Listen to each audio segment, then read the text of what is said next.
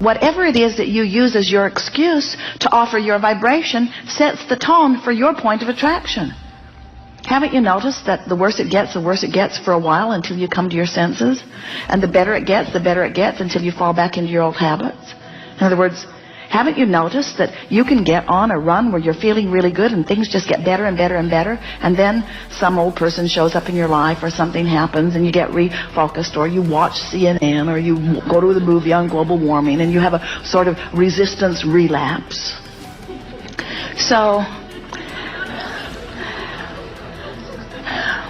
we want you to feel the power of your life experience. And the reason that we are taking such a dynamic, dramatic approach to it is because you have had such publicity about something that is causing so many of you to think in a negative way about something that matters to you so intensely. And we've been saying to you for a while that this is the time of awakening.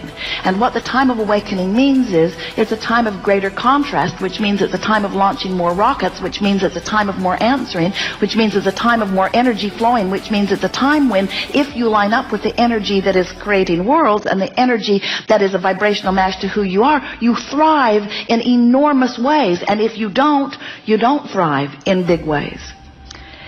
That's why the rich are richer and the poor are poorer and the well are weller and the sick are sicker. And the middle ground is not as obvious as it once was, because the energy that creates worlds is moving faster than it ever has before, which means it behooves you to find ways to move in the direction of the energy. You don't have to keep up with the energy that creates worlds, but you better be moving in the direction of the energy that creates worlds. Otherwise, it's really hard on you.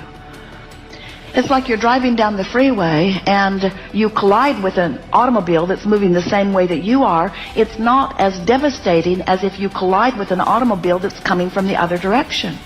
When you get moving in the direction of the energy, you have a much more comfortable ride than when you're bucking the current. When you move against the current that you have been asking for and summoning and has been coming for all of this time, it doesn't work out very well for you. And the first signal that you're doing that is the emotion, the negative emotion that you feel. So, the briefest way to explain it is that you are source energy. You come forth into a physical body. Life causes you to ask for more. That asking is then answered by source energy, because source energy gives its undivided attention to what you are asking for. And as law of attraction is responding to this culmination of all that you are, it creates a very powerful calling or source.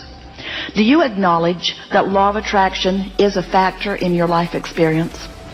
Have you shown to yourself that when you hold something as your object of attention, sooner or later, and usually sooner, it shows up in your experience? Do you acknowledge that as you have been in this physical body, you have been thinking a lot of thoughts that now make up the basis of your point of attraction? Do you acknowledge that you have thought thoughts before that you're not thinking now, and since you're not thinking them now, it's not part of your basis of attraction? Do you understand that it's only the thought that is actively being thought that is your basis of attraction? Well, please understand that that is so. You didn't feel very confident about that. But we want you to know that thoughts that you thought before are not affecting you now unless you're still thinking them. And so people worry about unconscious thoughts or subconscious thoughts. And we want to say to you, if it's so subconscious or unconscious that you're not having any emotion around it, then it's not big enough that it has any pulling power. So you do acknowledge that your thoughts do create your reality. So now, here's another factor that we want you to consider relative to the law of attraction. And as you wrap your thoughts around this, it's going to serve you enormously well, because this piece of information is going to help you to understand, maybe for the first time, why your guidance system, your emotional guidance system, works in the way that it does. Did you enjoy our analogy of the electricity and the toaster a little bit? And do you acknowledge that you existed as source energy before you came forth into this physical body?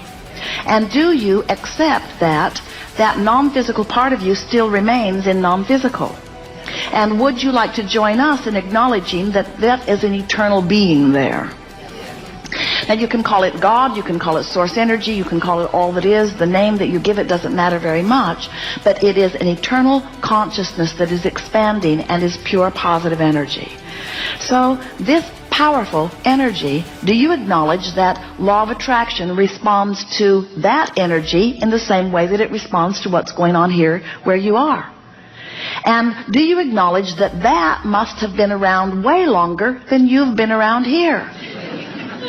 So this swirling energy of well-being that has gleaned its existence through the contrast and is always moving toward what is wanted, the most expanded, furthermost part in the universe, can you feel the huge well-being of this energy? And can you feel the comparison of the way law of attraction's response to it must be in relationship to law of attraction's response to you? So, now do you understand why the call of Source is what it is?